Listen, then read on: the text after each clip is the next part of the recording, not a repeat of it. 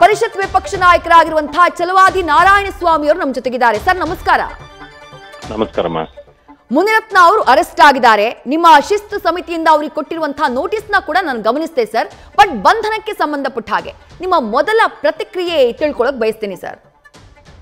ನೋಡಮ್ಮ, ನಮ್ಮ ಪಕ್ಷದ ಇದು ಏನು ಅನ್ನೋದನ್ನ ನಾವು ಬೆಳಗ್ಗೆನೆ ನಾವು ಸ್ಪಷ್ಟಪಡಿಸಿದ್ದೇವೆ. ಧರ್ಮ ನಿಂದನೆ, ಜಾತಿ ನಿಂದನೆ ನಮ್ಮ ಪಕ್ಷ ಒಪ್ಪೋದಿಲ್ಲ. ನಾನು ನಮ್ಮ ಸಿದ್ಧಾಂತಕ್ಕೆ ವಿರುದ್ಧವಾದ್ದು. ಒಂದು ಸಮಯ ಆ ವಿಡಿಯೋ ಏನಾದ್ರೂ ಸತ್ಯ ಆಗಿದ್ರೆ ಕ್ರಮ ಆಗ್ಬೇಕು ಅನ್ನೋದು ನಮ್ಮ ಪಕ್ಷದ ಉದ್ದೇಶವೂ ಕೂಡ. ಅದು ಹಿರಿಯರ ಜೊತೆಯಲ್ಲೂ ನಾವು ಮಾತಾಡಿನೇ ನಾನು ಕೂಡ ಹೇಳಿಕೆಯನ್ನು ಕೊಟ್ಟಿದ್ದು. ಜವಾಬ್ದಾರಿ ಸ್ಥಾನದಲ್ಲಿದ್ದು ನಾವು ಜನ ಇವತ್ತು ರೊಚ್ಚಿಗೆ ಹೇಳೋದಕ್ಕೂ ಮುಂಚೆ ಅದಕ್ಕೆ ಶಮನ ಕೊಡಬೇಕಾಗಿದೆ. ಇವತ್ತು ಅನೇಕರಿಗೆ ಅದನ್ನು ನೋವಾಗಿತ್ತು. ಇದನ್ನ ನಾನು ಎಷ್ಟರಲ್ಲಿ ಹೇಳಬೇಕೋ ಅದನ್ನ ನಾನು ಹೇಳಿದ್ದೇನೆ. ಉಳಿದಿದ್ದ ಕ್ರಮ ಸರ್ಕಾರಕ್ಕೆ ಬಿಟ್ಟಿತ್ತು. ಅಂದ್ರೆ ಮುನಿರತ್ನ ಅವರಿಂದ ಬಿಜೆಪಿ ಅಂತರವನ್ನ ಕಾಯ್ದುಕೊಳ್ಳುತ್ತೆ ಅಂತಾನ ಈ ಪ್ರಕರಣದಲ್ಲಿ? ನೋಡಿ, ಯಾರು ಯಾರಿಂದ ಯಾವಾಗ ಅಂತರ ಕಾಯ್ದುಕೊಳ್ತಾರೆ ಅನ್ನೋದು ಪ್ರಶ್ನೆ ಅಲ್ಲ.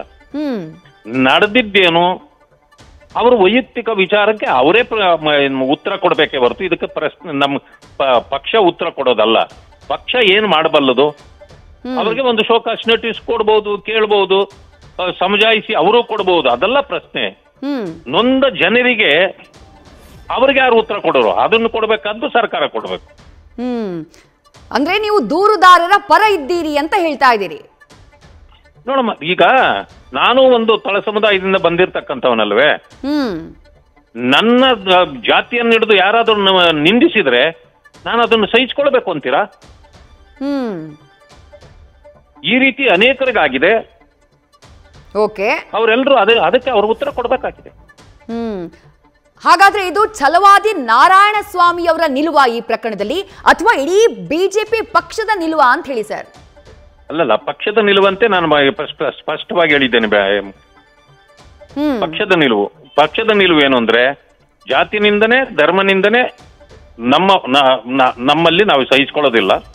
ಅದರಿಂದ ಅದು ದಿಟ್ಟವಾಗಿದ್ರೆ ಅವ್ರ ಮೇಲೆ ಕ್ರಮ ಜರುಗಿಸಬೇಕು ಅಂತ ಹೇಳಿದ್ವಿ. ಈಗ ಅರೆಸ್ಟ್ ಆಗಿದ್ದಾರೆ ಅಂತಂದ್ರೆ ಉತ್ತರ ಅವರೇ ಕೊಡ್ತಾರೆ. ಈಗ ಅಂದ್ರೆ ಮುನಿರತ್ನ ಅವರ ಪರವಾಗಿ ಪಕ್ಷದ ನಾಯಕರು ಹೋರಾಟವನ್ನ ಮಾಡುವುದು ಆ ತರದ್ ಏನೂ ಆಗಲ್ಲ ಹಾಗಿದ್ರೆ ಬಿಜೆಪಿ ಕಡೆಯಿಂದ? ಅಲ್ಲ, ಈಗ ಸುತ್ತಿ ಬಳಸಿ ಮಾತಾಡೋದು ಬೇಡ. ಇವತ್ತು ಇಷ್ಟೇ ವಿಷಯಕ್ಕೆ ಮಾತಾಡೋಣ. ಇದಕ್ಕಾಗಿದೆ. ಮುಂದೆ ನಿಲ್ಬೇಕಾ ಬೇಡವಾ, ಅದು ಸತ್ಯನ ಅಸತ್ಯನ ಅದು ಹೊರಗಡೆ ಬರ್ಬೇಕಲ್ಲ. ಈಗ ಇನ್ವೆಸ್ಟಿಗೇಷನ್ ಆಗುತ್ತಲ್ವಾ, ಅದು ಬರ್ಲಿ ಸರ್. ಒಂದ್ ಅರ್ಧ ಗಂಟೆ ಮುಂಚೆ ಸರ್, ಅಂದ್ರೆ ಅವ್ರು ಅರೆಸ್ಟ್ ಆಗೋದಕ್ಕೆ ಒಂದ್ ಅರ್ಧ ಗಂಟೆ ಮುಂಚೆ ಖುದ್ದು ಮುನಿರತ್ನ ಅವರು ನ್ಯೂಸ್ ಫಸ್ಟ್ ಜೊತೆ ಮಾತನಾಡಿದ್ರು ಸರ್. ಮಾತನಾಡುವಂತಹ ಸಂದರ್ಭದಲ್ಲಿ ಈ 2 ಕಂಪ್ಲೇಂಟ್ ಅವರ ವಿರುದ್ಧ ಏನ್ ದಾಖಲಾಗಿದೆ, ಇದರ ಹಿಂದೆ ಮಾಜಿ ಸಂಸದ ಡಿ.ಕೆ. ಸುರೇಶ್ ಅವರ ಕೈವಾಡ ಇದೆ, ಕಂಪ್ಲೀಟ್ ರಾಜಕೀಯ ಷಡ್ಯಂತ್ರ ಇದೆ ಅನ್ನುವಂತ ಆರೋಪವನ್ನ ಮಾಡಿದ್ರು. ಅವರ ಈ ಆರೋಪದ ಪರವಾಗಿ ನೀವು ನಿಂತ್ಕೋತೀರೋ ಇಲ್ವೋ ಅಂತ ಹೇಳಿ ಸರ್? ಅಲ್ಲ, ಇದರಲ್ಲಿ ನೇರವಾಗಿ ಒಂದು ವಿಡಿಯೋ ಬಿಡುಗಡೆ ಆಗಿದೆ. ಇದರಲ್ಲಿ ಜಾತಿ ನಿಂದನೆ ಆಗಿದೆ. ಇವತ್ತು ಇಡೀ ರಾಜ್ಯದಲ್ಲಿ ಅವರ ವಿರುದ್ಧವಾಗಿ ಎಲ್ಲ ಎದ್ದು ನಿಂತಿದ್ದಾರೆ. ಆದ್ರಿಂದಾಗಿ ಇದರ ಬಗ್ಗೆ ಅಷ್ಟೇ ನಾವು ಮಾತಾಡಿದ್ವಿ. ಇದರಲ್ಲಿ ಷಡ್ಯಂತ್ರ ಇದೆಯಾ ಇಲ್ವಾ ಇದೆಲ್ಲವೂ ಮುಂದಿನ ತೀರ್ಮಾನ ಅದು. ಬಟ್ ನಿಮ್ಮ ಪಕ್ಷದ ನಾಯಕರು, ಪಕ್ಷಕ್ಕಾಗಿ ದುಡಿದಂತವರು, ಅವರು ಒಂದು ವಿಚಾರವನ್ನ ರಾಜಕೀಯ ಷಡ್ಯಂತ್ರ ಅಂತ ಹೇಳ್ತಿದ್ದಾರೆ ಅಂತಂದ್ರೆ ಅದನ್ನ ಪಕ್ಷ ಪರಿಗಣಿಸೋದಿಲ್ವಾ ಅಂತ ಹೇಳಿ? ಅದನ್ನ ಏನ್ ಮಾಡ್ತಾರ ಅಂತೇಳಿ ಹಿರಿಯರನ್ನ ಕೇಳಿ ಹೇಳ್ತೀನಿ ನಾನು. Thank you. Right sir, thank you. ಇದು ಪರಿಷತ್ ವಿಪಕ್ಷ ನಾಯಕರಾಗಿರುವಂತಹ ಛಲವಾದಿ ನಾರಾಯಣಸ್ವಾಮಿಯವರ ಮಾತು. ಬಹಳ ಕ್ಲಿಯರ್ ಮಾತುಗಳಲ್ಲಿ ಅವರು ಹೇಳಿದ್ರು. ಅವರ ಮಾತುಗಳಲ್ಲಿ ಯಾವುದೇ ರೀತಿಯಾದಂತಹ ಅನುಮಾನ ಇರಲಿಲ್ಲ. ಧರ್ಮ ನಿಂದನೆ, ಜಾತಿ ನಿಂದನೆಯ ವಿರುದ್ಧ ಪಕ್ಷ ನಿಲ್ಲುತ್ತೆ, ಆ ರೀತಿ ಮಾಡುವವರ ವಿರುದ್ಧ ಪಕ್ಷ ನಿಲ್ಲುತ್ತೆ ಅನ್ನುವಂಥದ್ದನ್ನ ಬಹಳ ಸ್ಪಷ್ಟವಾಗಿ ಹೇಳಿದ್ರು.